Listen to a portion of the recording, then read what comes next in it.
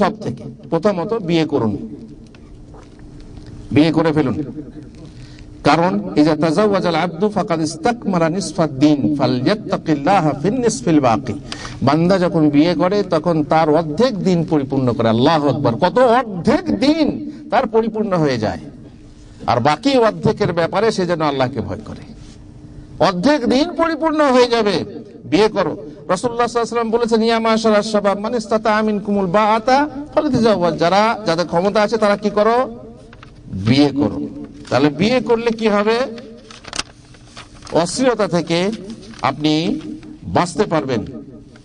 রাসূলুল্লাহ সাল্লাল্লাহু আলাইহি ওয়াসাল্লাম দেখেন, রাসূলুল্লাহ সাল্লাল্লাহু আলাইহি ওয়াসাল্লাম মানুষ ছিলেন, তাই না? তার প্রকৃতি মানুষের প্রকৃতি ছিল, কথা ঠিক না ভুল? তার মধ্যে মানবিক প্রকৃতি ছিল। বাইরে এক মহিলাকে তিনি দেখলেন, দেখার পর স্ত্রীর কাছে এলেন। কোন কোন বর্ণনাতে আছে জাইনাবের কাছে, কোন কোন বর্ণনাতে আছে সাউদার কাছে। এসে তিনি স্ত্রী মিলন করলেন।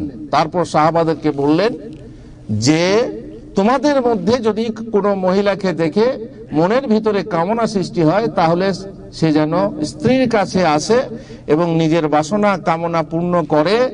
ফাইন্না মাহা মিসলা মা মাহা, কারণ তার কাছে যা আছে ওর কাছেও তাই আছে। তাহলে অশ্লীলতা থেকে বাঁচার উপায় হলো স্ত্রী গ্রহণ করা। হুজুর, স্ত্রী গ্রহণ করা, স্ত্রী তো আমাদের আছে কিন্তু তো আমরা তো বিদেশে আছি, এখন কি করব? আমরা তো বিদেশে আছি, স্ত্রী তো কাছে নেই, তাহলে কি করব? আর যাদের বিয়ে করার ক্ষমতা নেই তারা কি করবে? রাসূলুল্লাহ সাল্লাল্লাহু আলাইহি ওয়াসাল্লাম বলেন, ফাআলাইকুম বিস-সাওম ফাইন্নাহু লাহু বিজা। তোমরা রোজা রাখো। এক ভাই বলছেন, হুজুর রোজা তো ডেলি রাখা যাবে না, তাহলে একদিন পর একদিন রোজা রাখবো, তাহলে যেদিন রোজা রাখবো সেদিন কি হবে? আর এক ভাই বলছেন, হুজুর রোজা তো রাখি কিন্তু রাতের বেলায় কি হবে? আর এক ভাই বলছেন, হুজুর রোজা রাখা অবস্থাতেও তো আমাদের অবস্থা খারাপ হয়ে যায়। বুঝতে পারছেন আসল ব্যাপারটা কোথায়? বুঝতে পারছেন? রোজা কি জন্য কুতিবা আলাইকুমুস সিয়াম কি জন্য হয়েছে? লাআল্লাকুম তাত্তাকুন। লাআল্লাকুম তাত্তাকুন, রোজা রাখছো বটে কিন্তু তাকওয়া হচ্ছে না। রোজাটা কি জন্য রাখতে বলা হচ্ছে?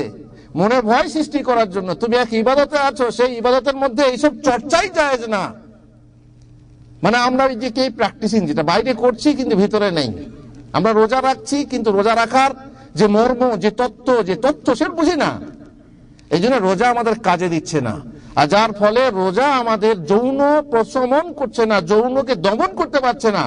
যদিও রাসূলুল্লাহ সাল্লাল্লাহু আলাইহি ওয়াসাল্লাম বলেছেন তোমরা রোজা রাখো, ফাইন্নাহু লাহু বিজা। এই যৌন উত্তেজনাকে প্রশমিত করতে পারে রোজা। দেখেন রোজা রেখে একদিন পর একদিন রেখেই দেখেন না, যখন মনের ভিতরে তাকওয়া সৃষ্টি হবে রোজার মাধ্যমে, তখন আপনার যৌন উত্তেজনা কি হবে? দূর হয়ে যাবে ইনশাআল্লাহ। আল্লাহর উপরে ভরসা রাখেন, সবুর করেন, ধৈর্য ধরেন, আর সেই সাথে রোজা রাখেন, ইনশাআল্লাহ দূর হয়ে যাবে।